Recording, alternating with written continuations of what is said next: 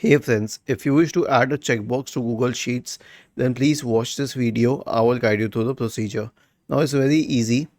Okay, so I want to add a checkbox here. I will select the cell first. Okay, and then I'll click on insert and then I will select checkbox. Okay, the checkbox is right here. I can check it or I can uncheck it. Okay, now let's say that I had a list, let's say of subjects. Okay,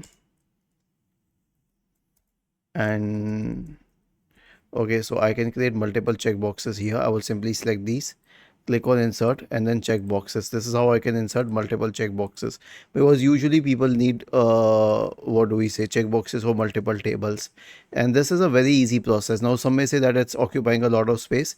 Simply reduce the size of the column to fit it. Okay,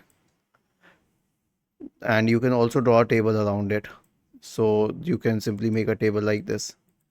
Was this helpful? If yes, then please subscribe to the channel.